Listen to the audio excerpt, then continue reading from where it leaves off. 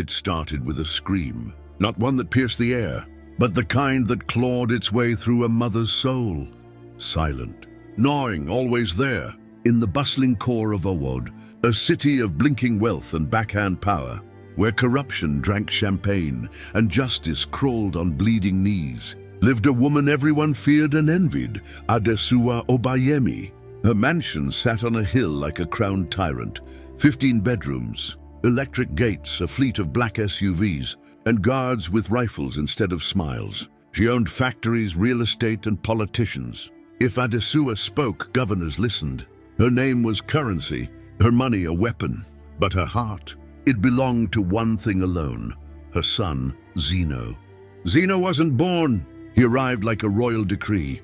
From birth, he wore imported cotton, drank goat milk flown in from Dubai, and slept in a crib carved from Brazilian oak. Before he turned 2, he had a passport stamped on 3 continents. By 4, he had his own security detail. By 5, he had already pushed his cousin down a flight of stairs and laughed as the boys screamed. They said boys were boys. Adesua said nothing. At 7, Zeno burned a driver's uniform for smelling poor. The man was paid off. At 10, he was expelled from a prestigious school for pinning a girl's hand to a desk with a pencil. The school apologized. By 14, Zeno had tasted more alcohol than most men triple his age. Adesua watched and whispered to herself, "He's just strong-willed." Strong-willed. That was the word she used when the house help came crying, saying Zeno had tried to enter her room late at night. "He's a boy," Adesua said with a yawn.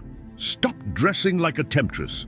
And like that, the world began to rot. No one touched Zeno, no one corrected him. He drove recklessly, beat up peers, broke things, cursed elders. Nothing ever happened. If you reported Zeno, it was you who got fired. If you resisted, you vanished from Owod's memory. By 20, Zeno was a terror in designer jeans. Handsome, dangerous, cruel. Women fell for him. He fell into them and walked away whistling. Adesua still called him "my baby" and blamed jealous witches for every complaint. Then came Ijeoma, bright, quiet, beautiful. A final-year student in biochemistry at OAU. She met Zeno at a friend's birthday. He pulled her close, offered her champagne, and told her she looked like someone who deserved a palace. She laughed nervously. Zeno didn't laugh. He stared like he already owned her. They dated for 6 weeks. She thought he was misunderstood. She thought love could fix him. She thought wrong. When she told him she was pregnant, he shrugged. "Abort it," he said, reaching for his phone. "I can't," she whispered. Zeno stared at her like she had spat in his drink. "Then die with it," he muttered and walked out of her life. Ijeoma cried for days, tried to reach him. He blocked her everywhere. Her mother was a petty trader with nothing but debts. Her father had died 2 years prior. She had no money, no support, just a growing stomach and fading hope. She gathered her courage and went to the Obayemi mansion. The guards laughed in her face. She begged. They spat. She waited in the sun for hours. Finally, Adesua returned in a convoy. Ijeoma ran to her window as it lowered slowly. "I'm carrying your grandson," she said breathlessly. "Please." Adesua looked at her like she was a cockroach. "My son has no bastard children," she said. "Get out before you stain my compound." The gate slammed shut, and Ijeoma collapsed. She tried to raise the child alone. She worked during the day, studied at night, and still failed every test. Her body failed too. Stress made her bleed. The doctors gave her options. She refused. She clutched her stomach and prayed. Every day was a battle, but one cold Thursday night she didn't make it. She bled out alone in a clinic with flickering lights and no running water. The baby, a boy, survived barely. Ijeoma's mother named him Aziel. No one told Zeno. No one told Adesua. No one told the city that a little boy now cried in the arms of a broken grandmother while his father partied in Zanzibar. Years passed. Zeno became worse. 2 rape allegations surfaced. Adesua laughed. "They want fame," she said. She paid one off. She threatened the other, but someone was watching. Fola, Adesua's former cook's daughter.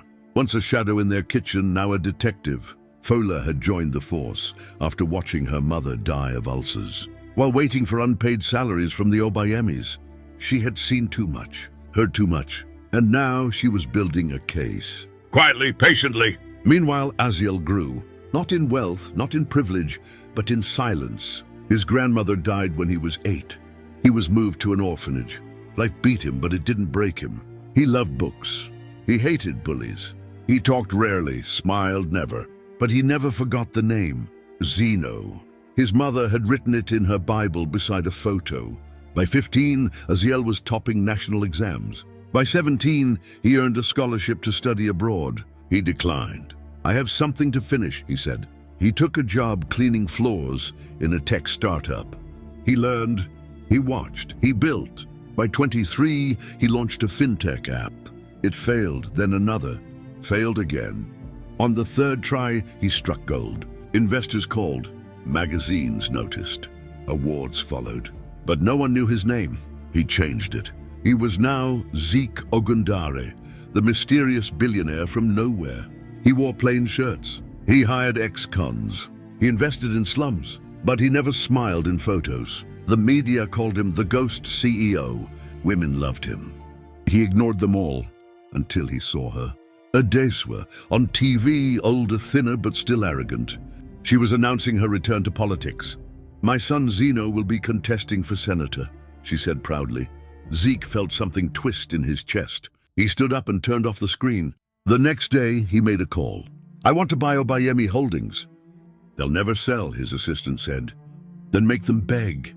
In 3 months, the Obayemis were under siege. Bank audits, land disputes, leaked videos. One by one, their businesses collapsed like termites had chewed through their foundation. Adesua called her lawyers. They failed. Zeno cursed.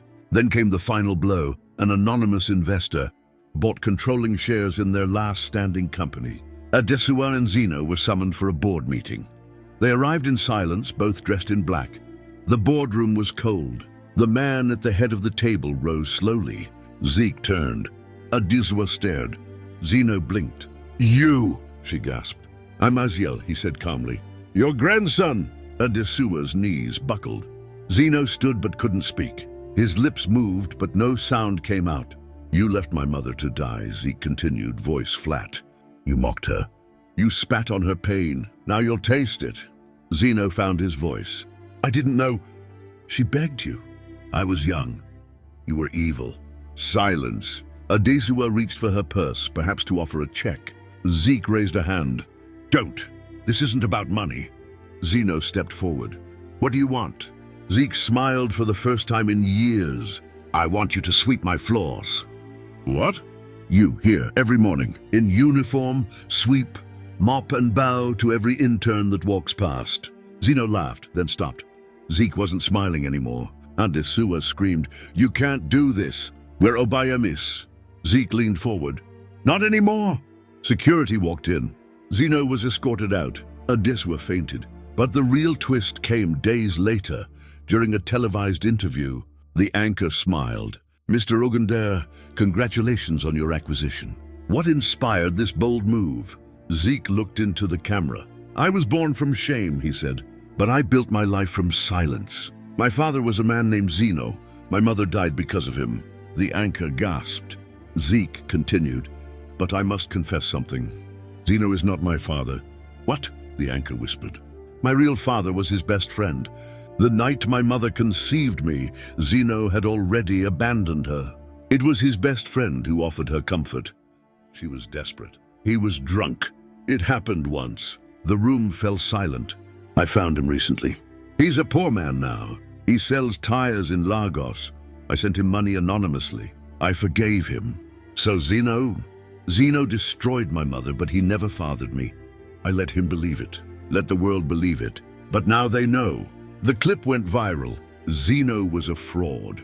Adesua was a fool. And Zeke, he became a legend. The boy from nowhere. The man who took down giants. The ghost who turned pain into power. No one saw it coming. Not even him. Zeke didn't feel victory. Not immediately. Not in the way he'd imagined. The interview aired worldwide. Blogs dissected every word. Commentators praised his strategic brilliance. Some called it vengeance. Others called it justice. But to Zeke, it felt like a funeral.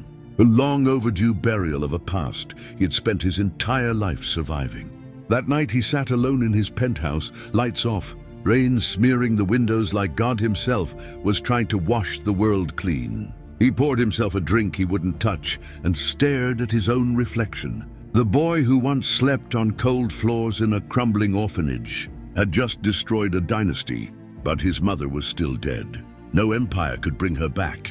No downfall of Zeno could unbleed her pain. He leaned back and let silence swallow him. Somewhere in Ode, in a dingy compound in a forgotten corner of the city, Zeno sat on a plastic chair, sweating in the dark. The generator had long stopped working. The woman who had once called herself Mother of the Prince lay curled up on a threadbare mattress beside him. Adeswa was now blind in one eye. High blood pressure had stolen her sight one stormy afternoon. The doctors refused her entry. She had no insurance, no name to call. Zeno looked at her. She looked like paper, dry, crumpled, irrelevant. He lit a cigarette with trembling fingers and took a drag, then another. His hand shook not from shame, but from withdrawal. He had sold everything, even his Rolexes, to fund his new addiction, cocaine. It helped him forget that his legacy was now a meme on Twitter. They called him Broom Boy. His video sweeping floors in Zeke's headquarters had leaked. Interns laughed at him. One even spit on his shoes. He never fought back. He just swept. He swept and thought about power, about pain, and about the day he would make it all stop. 3 months passed. Zeke kept his distance. He never went near Zeno again. There was no need to, until the envelope arrived. No return address, just a plain brown envelope on his desk. Inside it was a flash drive and a note written in scrawled ink. "You think you know everything? Play this." He plugged it in. A video loaded. It was grainy, shaky, old. 2 young men, Zeno and another boy. They were drunk. Behind them was a girl, tied up, crying, begging. Zeke's chest caved. It was his mother. He watched, eyes frozen, breath stuck in his throat, as the boys laughed, slapped her, pulled her clothes, passed her around like an object. And then Zeno stepped back. He was the one who recorded. He never touched her. He just filmed. And then the camera panned. The other boy, the one who forced himself on her, the one she had cried to afterwards, was someone else. Someone Zeke knew. Someone Zeke had just forgiven. Tayo, his real father. Zeke dropped the laptop. His body went cold. He had hated Zeno for decades, built an entire identity around it. But Zeno was not the monster. He was the witness. The silent devil, yes, but not the demon who broke his mother. Tayo was. Tayo, the man Zeke had found selling tires in Lagos. The man he had anonymously helped. The man he had even invited to dinner once, hoping to find closure. Tayo had wept that night, said he never knew Zeke existed, that he was sorry for not being there. Liar. The flash drive had shattered the foundation of everything Zeke believed. He stared at his own reflection again. Who am I now? That night he made 2 calls. First to Fola. Get me everything you have on Tayo Olatunji. The second, to his lawyer. I want to drop all charges against Zeno. What? The lawyer gasped. Are you? I said drop them and wire 20 million naira to his account today. The phone dropped from his hand. Zeke sat in the dark again and cried. 2 days later, Zeno received the alert. He stared at the screen like it was a mistake. Then the knock came. A boy, no older than 10, handed him a small box and ran off. Inside was a key and a note. You were the villain in my eyes, but the devil wore another name. I'm tired of fighting. Use the key or burn it. Your choice. Z. Zeno didn't speak for hours, just stared. And then, for the first time in his life, he prayed. He didn't even know to whom. That night, he used the key. It opened a small bungalow on the outskirts of town, clean, furnished, modest. It smelled of lavender and peace. On the table was a folder, health insurance, therapy contacts, rehab registration. Zeno didn't cry. He just sat. For once, he didn't feel like trash. He felt like maybe life wasn't over. Zeke never saw him again, but he got reports.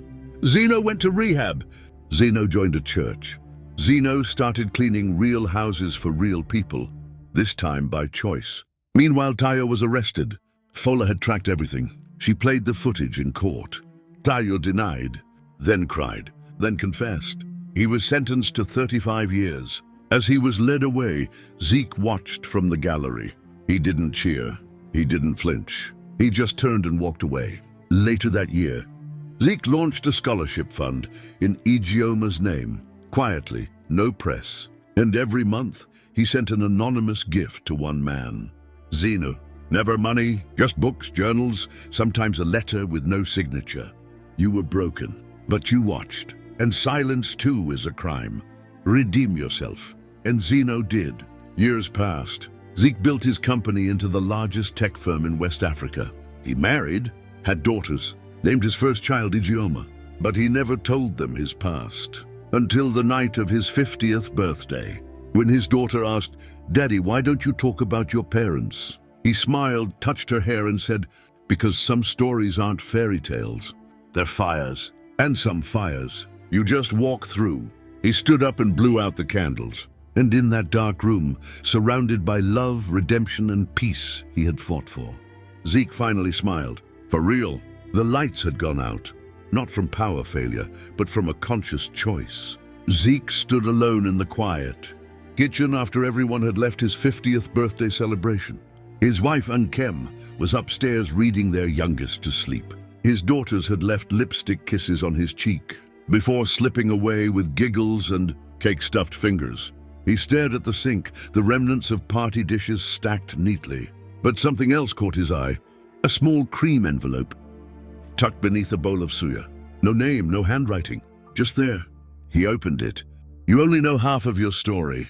Your mother had a secret of her own, one that would have broken you worse than any man ever could. Come to room 213, New Eden Clinic, Ibadan. Ask for Father Joseph. There was no signature, no return address, just the pulsing of old scars threatening to bleed again. He should have ignored it. He couldn't. 3 days later, dressed in plain clothes and under a fake name, Zeke walked through the sliding doors of New Eden Clinic. It was a modest building nestled between rusted fences and wild hibiscus bushes, the kind of place the world forgot. He asked for Father Joseph. A nurse led him down a narrow corridor, lined with peeling paint and the scent of disinfectant. They stopped before a door with the number 2113 stenciled in faded red. "She's been waiting," the nurse whispered. "She?" Zeke asked. The nurse didn't respond. He stepped inside. There, sitting in a chair by the window, was an old woman, maybe in her 70s, but with eyes that looked 200. Her skin was dark, stretched thin over cheekbones sharp enough to cut. She turned slowly. "You're taller than I expected," she said. "Are you Father Joseph?" Zeke asked. The woman laughed, dry, crackling like old leaves. "No, Father Joseph passed 5 years ago. He left the files with me." Zeke blinked. "Who are you?" She stood with effort. "My name is Grace. I was your mother's roommate in this clinic. Before she died." His chest tightened. "What clinic is this?" She turned and pointed to a faded plaque on the wall.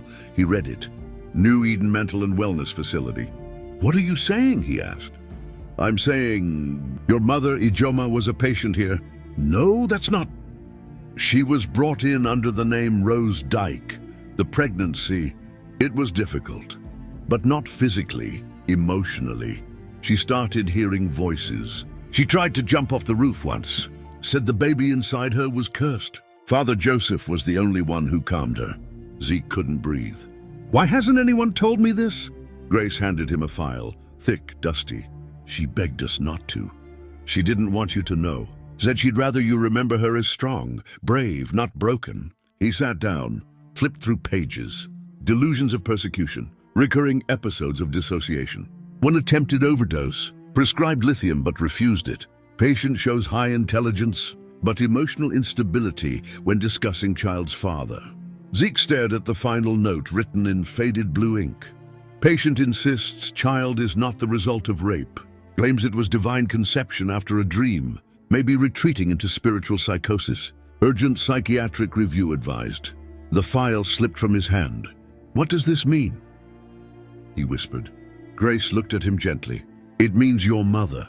might have never been violated, or maybe she was, and her mind couldn't survive it. Either way, what you think happened might not be what actually happened. The floor under Zeke's world cracked. He had built everything, his pain, his empire, his identity, on the assumption that his mother was a victim of monstrous men. What if she wasn't? What if it had all been a tragic blur of trauma, confusion, and untreated illness? He stood slowly. "I don't know who I am anymore," he said. Grace reached for his hand. "You're someone who cared enough to come looking. That's more than most." As he walked out of room 213, Zeke felt like a ghost in his own skin. He flew back to Lagos, didn't speak to anyone for days. He missed meetings, ignored calls. His wife noticed. One night as they lay in bed, she turned to him. "Is it about your mother again?" "Yes." "Do you regret finding out?" He stared at the ceiling. "I regret not being able to ask her." And that was the truth. The more he grew, the more he realized the dead never leave us. They just get quieter. But if you listen carefully, they still scream in your blood. Weeks passed. Zeke resumed work. He laughed again, forced at first, then real. His daughters continued to bloom, and Kem stayed by his side, warm as ever. But the shadow of room 213 never left him. And one day, it followed him to his office. His assistant walked in nervously. "Sir, we have a situation." "What kind?" "There's someone here to see you. A teenager. Says his name is Zion.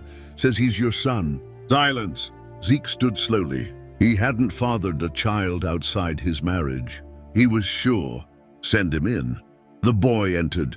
Tall, dark, with a jawline that screamed his lineage. He couldn't have been older than 17. He didn't sit. "My name is Zion. My mother's name was Muna." Zeke froze. He had met Muna once. 12 years ago, in a village where he'd sponsored a water project. He had been lonely, raw, emotional. They'd spent a night. He'd left the next day, thinking nothing of it. "She died 3 weeks ago," Zion said. "Cancer. She left me a letter, told me who my father was." Zeke sat down, legs weak. Zion dropped a DNA report on the table. "I'm not here for your money. I'm here because I need answers." "Who am I? What does your blood mean?" "Because I don't want to grow into another mystery." Zeke stared at him. He looked like Ijeoma. He looked like redemption. He looked like a second chance. And for the first time in his life, Zeke stood up, walked around the desk, and hugged his past, his pain, and his purpose all in one breath. "Welcome home, son," he whispered. The circle was breaking, but not closing. Because life, for people like Zeke, never ends in neat little bows. It ends in scars, and in sons who hold them with steady hands. And somewhere, in a dusty room filled with files and ghosts, a breeze blew softly through room 213, as if a mother had just smiled. Zion stood quietly by the window of Zeke's office, staring out at the skyline of Lagos. Tall buildings, blinking towers, and lives stacked on top of each other. He didn't say much, but his eyes spoke volumes. Behind him, Zeke watched with a mix of awe and disbelief. In this boy was a resurrection of pain, of love, of all the things he thought had ended. Over the next few weeks, father and son grew slowly into each other. Zeke introduced him to his daughters, his sisters, and Kem embraced him like he had always belonged. And though Zion was quiet, withdrawn, and often lost in his own thoughts, he began to soften. He started drawing again, started laughing sometimes, started calling Zeke Dad when he thought no one was listening. But Zeke heard it, and it healed him in places he didn't know were still bleeding. They visited Muna's grave together. Zion wept. Zeke stood beside him, holding his shoulder. They planted lilies, silent goodbyes. Zeno, now living in Port Harcourt under a new name, called once a month. Not for money, but to say thank you. He had become a school janitor. Humble work, honest work. He was clean, sober, trying, and each time he called, Zeke reminded him, it's not where you've been. It's what you build after the ruins. Odesua, once feared, once worshipped, passed away quietly one rainy morning. No obituary, no grand burial.